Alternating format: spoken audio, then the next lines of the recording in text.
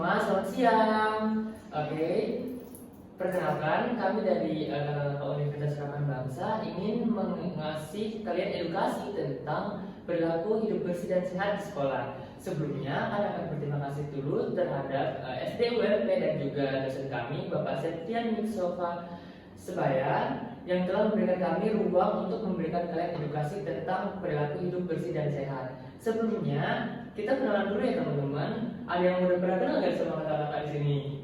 Belum ya? Nah, mungkin kita bisa kenalan dari kakak-kakak yang paling dulu. Halo adik-adik, perkenalkan kakak Panganisa Indira. Kakak bisa dipanggil dengan Kak Anes.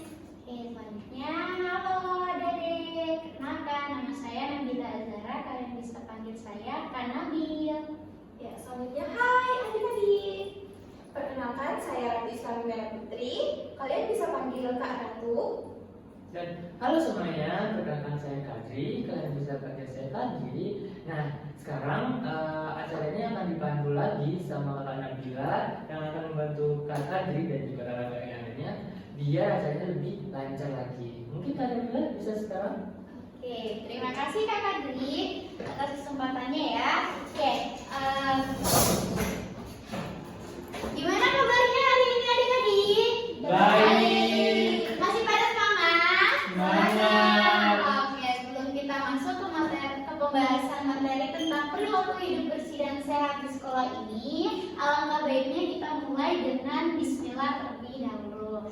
Bismillahirrahmanirrahim. Baik, untuk mempersingkat waktu, di sini ada Kak Ratu sebagai pemateri dan juga Kak Anya sebagai pemateri 2 yang akan menjelaskan mengenai perilaku hidup bersih dan sehat di sekolah. Nah, sebelum itu kita bakal bahas apa aja sih di pembahasan kali ini? Oke, di sini kita akan membahas yang pertama, apa sih PHBS itu? Lalu yang kedua, untuk apa itu PHBS? Lalu yang ketiga, manfaatnya apa saja? Dan yang terakhir, apa saja contoh perilaku yang bisa kita lakukan di lingkungan sekolah? Oke, untuk mempersingkat waktu, saya serahkan kepada Kak Ratu sebagai pemateri pertama untuk menjelaskan lebih lanjutnya lagi.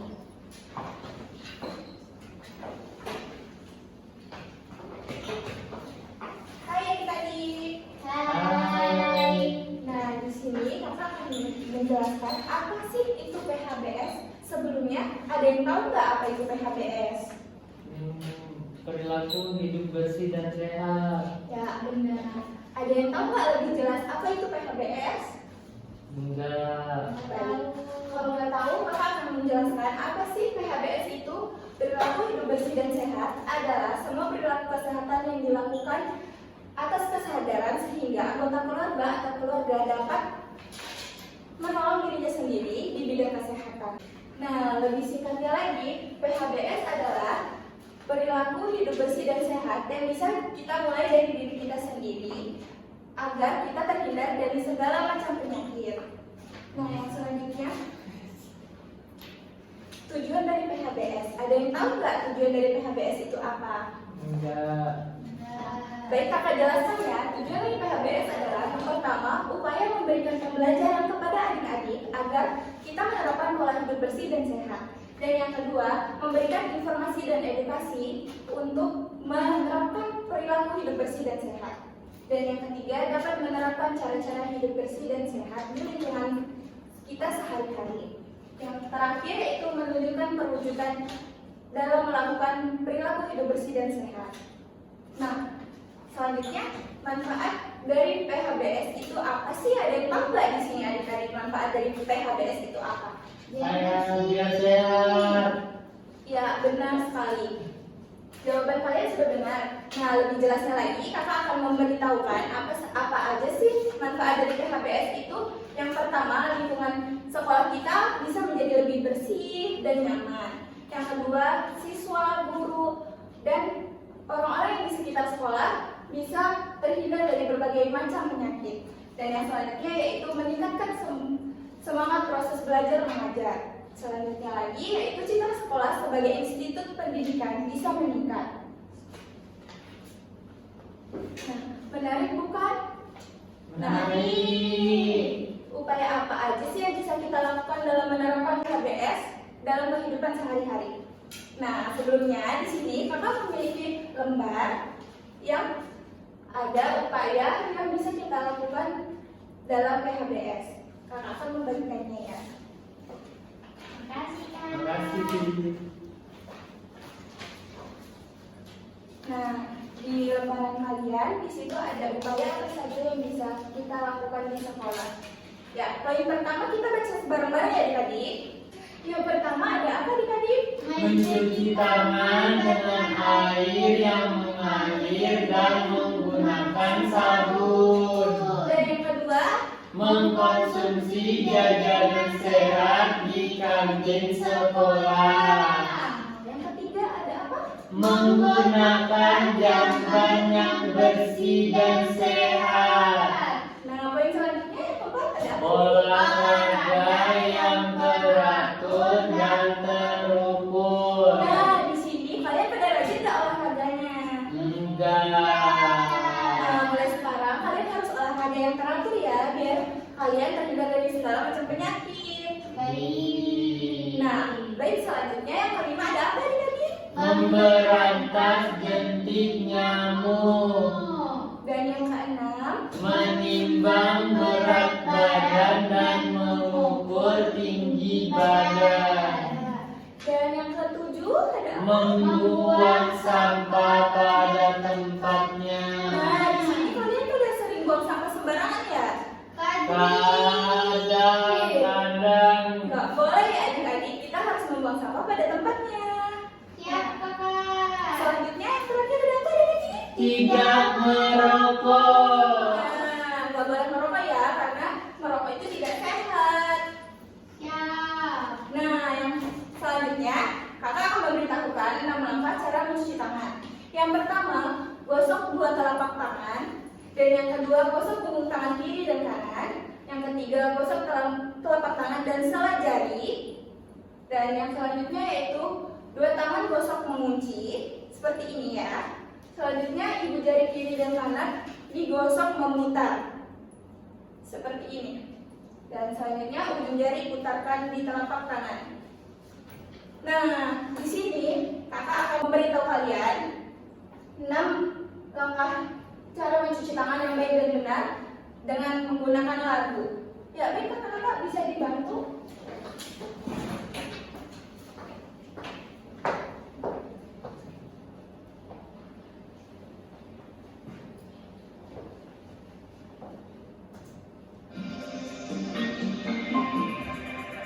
Ya, sebelumnya kakak boleh minta kalian berdiri dulu ya. Kita sama-sama.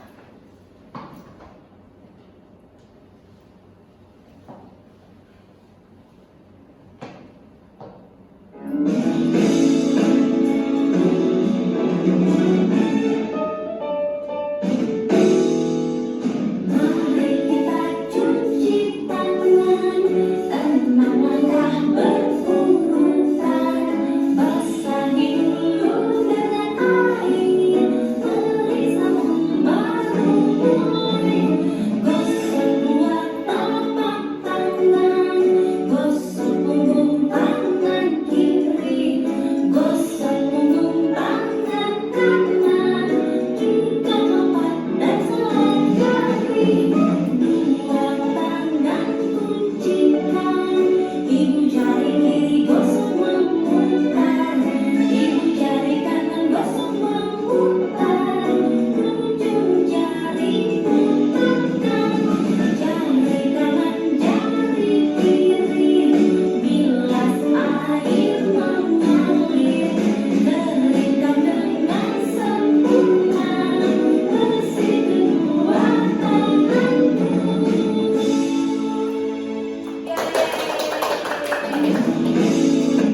Ya, di sini mau diulang lagi kak? Ya, sekali lagi ya. Ya, kita ulang sekali lagi.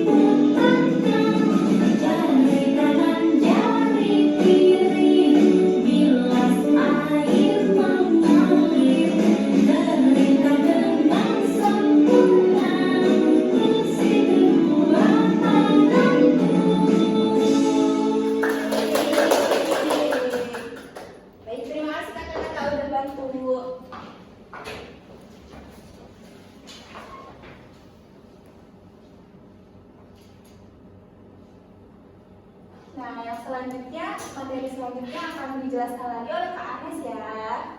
Silakan Kak Anes. Terima kasih Kak Ratu. Baik, materi selanjutnya adalah 5 waktu penting untuk mencuci tangan. Yang pertama adalah sebelum makan. Di sini masih ada nggak sih yang sebelum makan nggak cuci tangan? Nah, itu nggak baik ya adik-adik. Selanjutnya adalah sesudah buang air besar atau buang air kecil. Terus sebelum memegang bayi dan sesudah menceboki anak, dan terakhir sebelum menyiapkan makanan. Nah, upaya selanjutnya yang bisa kita lakukan adalah mengenai jajanan sehat di sekolah. Adik-adik bisa nggak sih lihat gambar yang ada di sini? Ya Kak. Menurut kalian mana sih makanan yang sehat? Yang atas. Tapi kalian lebih sukanya jajanan yang kayak atas atau bawah? Bawah. Menurut kalian jajanan yang bawah tuh sehat gak sih? Nggak tahu tapi enak. Enak Kak. Nah, enak itu belum tentu sehat. Di sini kakak akan mengajarkan cara memilih jajanan yang sehat dan baik. Yang pertama tentu saja jajanannya harus bersih dari segala kuman. Selanjutnya jauh dari tempat sampah, got, debu, dan asap kendaraan bermotor. Lalu jajanan tersebut harus tertutup. Gimana sih jajanan yang tertutup itu? Jajanan yang tertutup itu berarti jajanan tersebut dibungkusi dengan plastik dengan baik dan tidak langsung terkena udara. Lalu tujuannya adalah agar jajanan tersebut tidak terkena debu atau benda-benda asing lainnya. Selanjutnya tidak bekas dipegang orang-orang. Lalu jajanan tersebut tidak boleh terlalu manis atau berwarna mencolok. Nah, penyebab jajanan itu dapat terlalu manis dan berwarna mencolok itu karena apa aja sih? Tahu gak sih adik-adik? Enggak. Nah, itu bisa karena zat-zat yang mengandung pemanis, pengawet, atau pewarna buatan yang tidak sehat untuk tubuh adik-adik. Selanjutnya adalah jajanannya harus masih segar. Lalu tidak digoreng dengan minyak goreng yang sudah keruh. Adik-adik tahu gak sih minyak goreng yang sudah keruh itu seperti apa? Enggak. Nah, warna asli dari minyak goreng yang baik adalah warna kuning keemasan. Untuk minyak goreng yang sudah keruh itu warnanya bisa seperti kecoklatan atau bahkan sampai kehitaman, dan itu sangat-sangat tidak baik atau dianjurkan ya adik-adik. Selanjutnya adalah tidak mengandung zat pemanis, zat pengawet, zat penyedap, dan zat pewarna buatan. Jika jajanan tersebut mengandung zat-zat itu, jajanannya bisa terlalu manis dan berwarna mencolok sehingga itu tidak baik untuk tubuh adik-adik. Lalu jajanannya tidak boleh bau tidak apek atau kening. Selanjutnya jajanan tidak dibungkus dengan kertas atau koran. Kalian sering gak sih beli gorengan-gorengan di pinggir jalan adik-adik? Sering. Nah, jajanannya dibungkus pakai apa sih? Pakai koran. Nah, jika jajanannya dibungkus pakai koran, di dalam koran itu kan ada tulisannya itu mengandung tinta. Jika tinta tersebut mengenai jajanan yang akan kita makan, itu tidak baik untuk tubuh ya adik-adik. Selanjutnya adalah dikemas dengan plastik atau kemasan lain yang bersih dan aman. Dan terakhir, sebelum membeli jajanan, adik-adik harus melihat tanggal kadaluarsa. Jika jajanan tersebut sudah melewati tanggalnya, maka jajanan tersebut tidak dianjurkan untuk dikonsumsi ya adik-adik. Selanjutnya kakak akan menjelaskan mengenai penggunaan jamban atau toilet dengan benar. Di sini siapa sih yang masih suka lupa untuk menyiram toilet setelah BAB atau BAK? Temen aku. Hal tersebut tidak boleh ya adik-adik karena untuk menggunakan jamban atau toilet dengan benar, yang pertama adik-adik harus menggunakan, apabila adik-adik menggunakan jamban duduk, jangan berjongkok karena kaki atau alas kaki akan mengotori jamban. Di sekolah ini jambannya jamban duduk atau jamban jongkok sih? Jongkok. Nah, selanjutnya adik-adik bisa menyiram hingga bersih setelah buang air kecil dan buang air besar agar jamban atau toiletnya tetap bersih sehingga kita bisa menggunakannya dengan baik. Lalu membuang sampah pada tempatnya agar jamban tidak tersumbat dan penuh dengan sampah. Siapa sih yang masih sering membuang bekas tisu atau bekas-bekas sampah yang lain di jamban atau toilet? Nggak ada. Bagus adik-adik, hal tersebut tidak baik ya. Dan terakhir, mengingatkan teman-teman kalian agar selalu memastikan jamban yang tersedia itu dalam keadaan bersih sehingga kita bisa menggunakannya dengan baik. Siapa? Baik adik-adik, selanjutnya kakak akan menjelaskan mengenai upaya olahraga yang teratur dan baik. Di sini siapa yang sering olahraga? Nggak ada. Ceweknya, cowoknya biasanya olahraganya apa sih? Bola. Kalau cewek apa? Nggak ada, Kak. Tahu nggak sih tujuan dari olahraga itu apa? Nggak tahu, Kak. Nah, di sini kan kakak akan menjelaskan tujuan dari olahraga secara rutin. Yang pertama adalah agar tubuh kita selalu bugar. Kalian kalau selesai olahraga biasanya perasaannya kayak gimana? Capek. Selain itu kalian ngerasa sehat nggak sih? Iya, Kak. Nah. Fresh. Bagus. Itu adalah tujuan dari olahraga. Dan selanjutnya kita menjadi semangat untuk belajar. Lalu untuk memelihara kesehatan fisik dan mental agar tidak mudah sakit dan tetap sehat selalu. Dan terakhir untuk pertumbuhan dan perkembangan fisik yang optimal. Nah, selanjutnya kakak akan menjelaskan mengenai persiapan olahraga yang baik dan benar. Yang pertama adalah adik-adik bisa memakai pakaian olahraga yang menyerap keringat. Lalu memakai sepatu yang sesuai dengan ukuran kaki. Dan ketiga, lakukan pemanasan sebelum berolahraga. Sebelum berolahraga biasanya lakukan pemanasan nggak sih adik-adik? Pemanasan. Nah, tujuan dari pemanasan ini adalah agar selama proses olahraga kalian tidak mengalami hal-hal yang tidak diinginkan seperti nanti kakinya keseleo atau terkilir. Nah, tujuan dari pemanasan adalah untuk menghindari hal-hal tersebut ya adik-adik. Jadi, kakak anjurkan untuk selalu pemanasan sebelum olahraga. Siap, Kak. Dan selanjutnya adalah pilih olahraga yang sesuai dengan arahan guru ya adik-adik. Siap. Upaya selanjutnya yang akan kakak jelaskan ya jentik-jentik nyamuk. Di sekolah ini banyak nyamuk gak sih kalau lagi musim hujan? Banyak. Kalian suka kena gigitan nyamuk gak sih? Suka. Di sini kakak pertama akan menjelaskan tahapan perkembangbiakan nyamuk tersebut. Jadi nyamuk ini dimulai dari telurnya, lalu beberapa saat kemudian dia akan berkembang biak menjadi larva atau yang bisa kita sebut jentik. Nah, jentik ini tuh adik-adik pasti sering melihat nih di dalam tempat-tempat penampungan air. Lalu selanjutnya dari jentik itu nyamuk akan menjadi pupa atau kepompong nyamuk. Setelah beberapa lama kemudian nyamuk tersebut akan menjadi nyamuk dewasa. Nah, nyamuk dewasa nih, nyamuk yang ini yang akan menggigit adik-adik dan menghisap darahnya. Selanjutnya kakak akan jelaskan tempat perkembangbiakan jentik nyamuk. Tahu gak sih di mana tempat-tempat perkembangbiakan nyamuk? Di air. Di mana lagi adik-adik? Nggak tahu.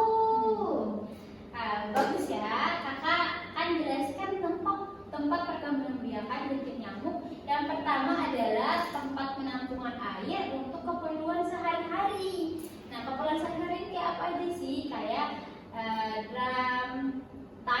terus bak mandi atau WC, lalu ember dan lain-lain.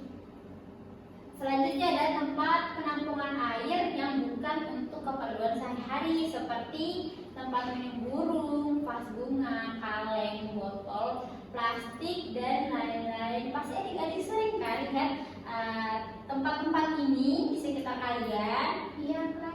Nah, tempat-tempat itu tuh bisa menjadi tempat perkembangbiakan bintik nyamuk apabila di situ tergenang dengan air. Selanjutnya ada tempat penampungan air alamiah seperti lubang pohon, lubang batu, dan pelapa daun, dan lain-lain. Jadi jika adik-adik melihat tempat-tempat tersebut tertampung air, maka ada baiknya adik-adik membuang air tersebut agar tidak menjadi tempat perkembangbiakan bintik nyamuk. Nah, gimana sih cara memberantas jentik-jentik nyamuk? Kita akan melakukannya dengan cara apa adik-adik? 3M. Oke. Apa itu 3M, Kak? Oke, kakak akan jelaskan ya. Yang pertama adalah menguras dan menyikat gigi tempat-tempat penampungan air sekurang-kurangnya seminggu sekali sehingga jentik-jentik nyamuk tidak dapat berkembang biak. Lalu yang kedua, menutup rapat-rapat tempat penampungan air. Dan yang terakhir adalah mengumpulkan, memanfaatkan atau menyingkirkan barang-barang bekas yang dapat menampung air hujan seperti kaleng bekas, plastik bekas, dan lain-lain. Jadi jika adik-adik melihat ada barang-barang seperti yang kakak jelaskan tadi, adik-adik harus menyingkirkan barang-barang tersebut agar tidak menjadi tempat penampungan air. Siap. Bagus adik-adik. Selanjutnya kakak akan menjelaskan upaya menimbang berat badan dan mengukur tinggi badan setiap 6 bulan sekali. Adik-adik tahu gak sih berat badan dan tinggi badan kalian masing-masing? Nggak tahu, Nggak tahu, Kak. Nah, kakak akan menjelaskan mengapa sih kita perlu mengetahui berat badan dan tinggi badan kita, yaitu menimbang berat badan dan mengukur tinggi badan secara teratur setiap 6 bulan, yaitu agar adik-adik dapat mengetahui pertumbuhan dan perkembangan badan serta status gizi, seperti gizi kurang, gizi baik, atau gizi lebih. Gizi kurang itu kayak apa sih adik-adik? Kurus. Nah, gizi baik itu kayak apa? Nggak tahu. Nggak tahu, Kak, kayak gimana? Lalu gizi lebih itu kayak gimana? Yang badannya gemuk, besar, gede. Nah, walaupun begitu bukan berarti adik-adik bisa mencemooh temannya atau menghina jika dia kurus atau lebih, tapi kita bisa sama-sama melakukan, yaitu agar adik-adik dapat mengetahui pertumbuhan dan perkembangan badan serta status gizi, seperti gizi kurang, gizi baik, atau gizi lebih. Gizi kurang itu kayak apa sih adik-adik? Kurus. Nah, gizi baik itu kayak apa? Nggak tahu. Nggak tahu, Kak, kayak gimana? Lalu gizi lebih itu kayak gimana? Yang badannya gemuk, besar, gede. Nah, walaupun begitu bukan berarti adik-adik bisa mencemooh temannya atau menghina jika dia kurus atau lebih, tapi kita bisa sama-sama mengetahui pertumbuhan dan perkembangan badan agar status gizinya meningkat. Jadi teman-temannya dibantu ya, bukan dicemooh atau dihina. Lalu cara kedua adalah dengan mengamati pertumbuhan berat badan dan tinggi badan dari waktu ke waktu dapat diketahui perkembangan kesehatannya. Jadi jika adik-adik tahu nih tinggi badan dan berat badannya, adik-adik tahu nih tubuh adik-adik itu lagi sehat atau lagi sakit. Jadi itu adalah salah satu dua alasan mengapa adik-adik perlu mengetahui berat badan dan tinggi badan adik-adik. Nah, ada nih anjuran dari dokter, yaitu untuk tumbuh sehat maka cukup dengan menu seimbang dan bervariasi, menimbang berat badan dan mengukur tinggi badan secara teratur setiap 6 bulan sekali. Jadi adik-adik jangan lupa ya untuk menimbang berat badan dan mengukur tinggi badan setiap 6 bulan sekali. Siapa? Lalu upaya selanjutnya adalah membuang sampah pada tempatnya. Nabila. Enggak. Tahu gak sih akibat membuang sampah sembarangan itu kayak apa? Enggak tahu Nggak kak. tahu. Banjir. Benar. Itu adalah efek jangka panjang dari membuang sampah sembarangan. Jadi kami akan jelaskan akibatnya jika adik-adik masih suka membuang sampah sembarangan. Yang pertama adalah sampah bisa menjadi tempat perkembangbiakan sarang serangga dan tikus. Adik-adik pernah lihat kan serangga dan tikus? Takut kan? Takut. Nah, maka dari itu agar tidak serangga dan tikus tersebut yang dapat berkembang biak, adik-adik tidak boleh membuang sampah sembarangan.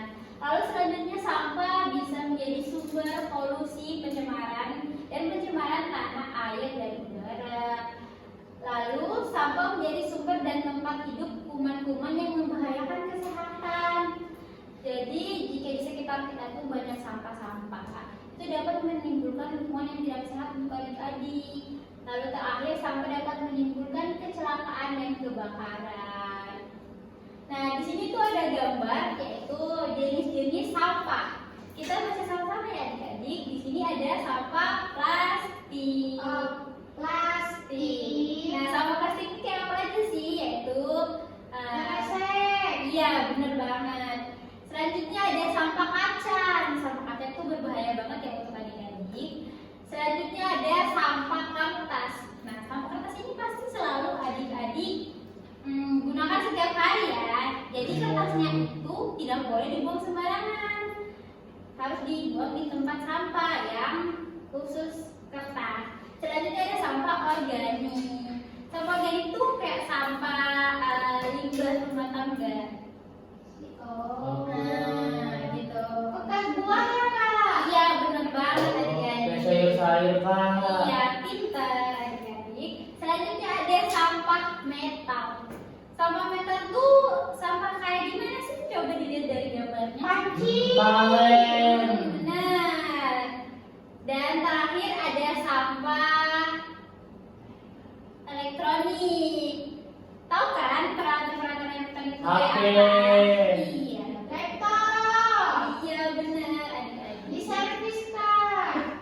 Kalau udah rusak, jadi adik-adik harus membuangnya di tempat sampah khusus sampah elektronik. Oke, selanjutnya adalah upaya terakhir dari perilaku hidup bersih dan sehat, yaitu hindari rokok. Adik-adik pasti sering melihat orang yang merokok kan? Sering. Aku. Bener banget. Jadi kalau adik-adik duduk di samping orang merokok tuh asapnya gimana kalau adik-adik hirup? Bikin sesek. Bikin batuk. Bau. Benar, adik-adik itu tuh efek jangka pendeknya. Jadi jangka panjangnya tuh bisa merusak organ paru-paru di dalam tubuh adik-adik yang menyebabkan nanti adik-adik bisa sakit. Jadi kakak akan menjelaskan zat apa saja sih yang terkandung dalam rokok itu. Dari dalam satu batang rokok mengandung 4.000 bahan kimia. Tahu nggak sih adik-adik bahan kimia itu ada bahan-bahan yang dapat menyebabkan kanker. Dan bahan utamanya itu bisa terdiri dari nikotin, tar, dan karbon monoksida. Sehingga rokok itu tidak baik untuk tubuh, baik untuk adik-adik ataupun orang dewasa. Bagaimana sih cara supaya kita terhindar dari merokok? Yang pertama adalah jangan pernah mencoba untuk merokok. Lalu jangan mau terbujuk oleh rayuan untuk merokok. Jadi jika ada orang dewasa di sekitar adik-adik yang mengajak adik-adik untuk merokok, adik-adik harus mengatakan Tidak. Iya, berani bilang tidak jika ada yang menawari kita merokok. Lalu katakan tidak mau kalau ada yang mengajak merokok, dan tegur kalau ada yang merokok di sekolah.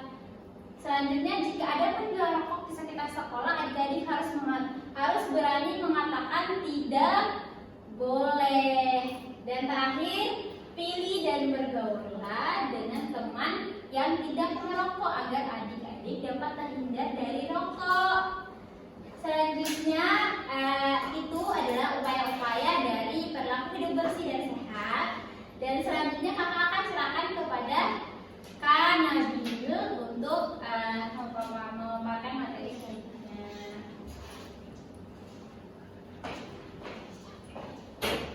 Baik, terima kasih kepada Kak Ratu dan juga Kak Anes yang telah menjelaskan tentang perilaku hidup bersih dan sehat ini. Nah, kesimpulan yang bisa kita ambil dari pemaparan materi tersebut adalah biasakan hidup bersih dan sehat bukan hanya di sekolah tetapi di setiap langkah yang kita pijak.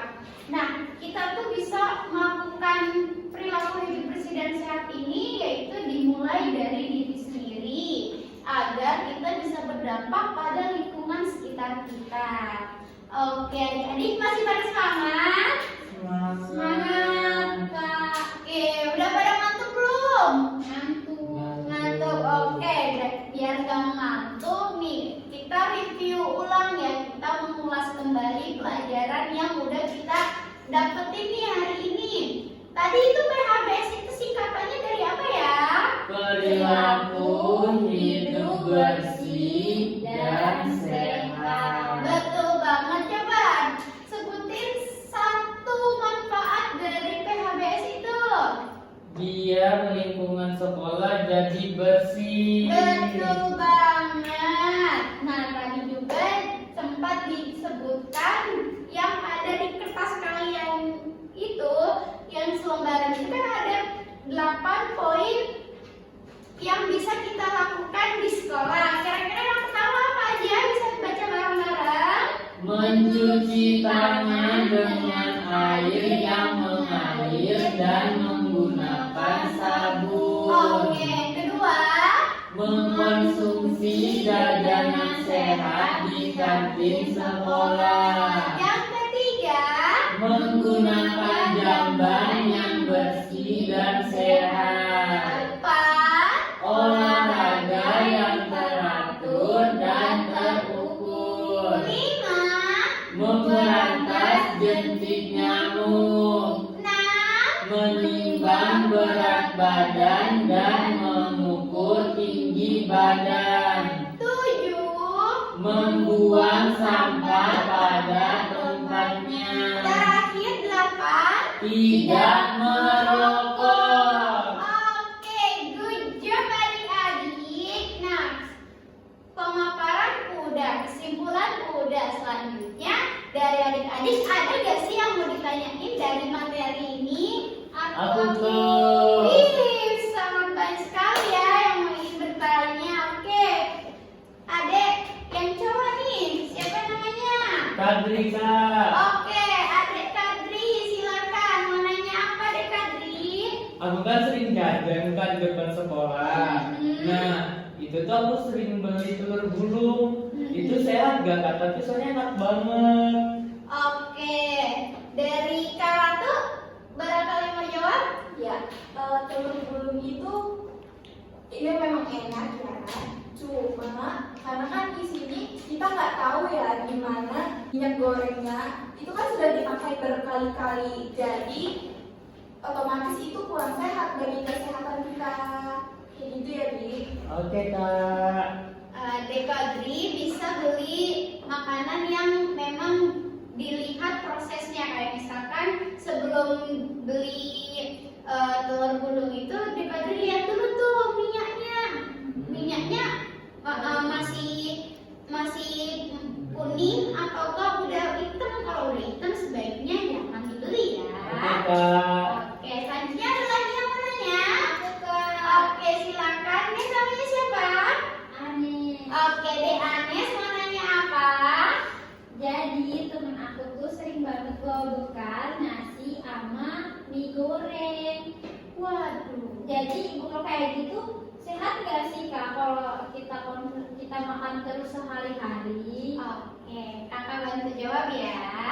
Untuk tadi tuh ada temennya Dek Anes, katanya tuh temennya itu sering banget bekal mie dan juga nasi. Oke, kakak mau nanya ke teman-teman, kira-kira sehat gak itu? Enggak. Oke, betul banget ya, itu tuh nggak sehat.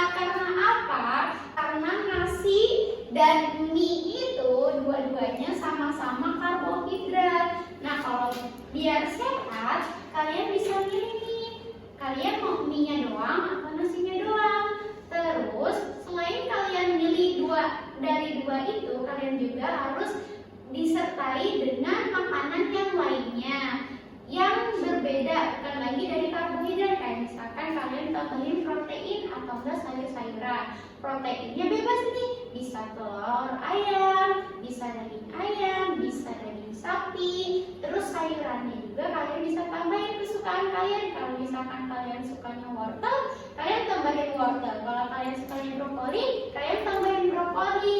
Jadi biar seimbang apa yang kalian makan tersebut. Kayak gitu ya, Dek. Oke, Kak. Kak. Oke, sudah ya pertanyaannya ya. Sudah. Oke, kalau sesi pertanyaan sudah selesai dijawab. Karena tadi kita mulai dengan basmalah, kita akhiri dengan apa? Alhamdulillah. Oke, terima kasih ya atas partisipasinya adik-adik semua. Saya Nabila Azhara. Saya serahkan kembali ke pembawa acara kita yaitu Kak Kadri. Yeay. Wah, adik-adik semua sangat seru sekali ya pemaparan dari kakak-kakak tadi, ada Kak Nabila, Kak Ratu, dan juga Kak Anes. Nah, jadi untuk materi perilaku hidup bersih dan sehat tadi jangan cuma didengerin ya adik-adik, tapi diterapin juga di kehidupan kalian semua, seperti misalnya memilih jajanan yang sehat, olahraga, dan juga menghindari jentik-jentik dan memelihara kebersihan dari toilet di sekolah. Nah, mungkin itu saja dari kami. Lebih dan kurangnya mohon dimaafkan. Wabillahi taufiq wal hidayah. Wassalamualaikum warahmatullahi wabarakatuh. Waalaikumsalam. Sampai jumpa tadi.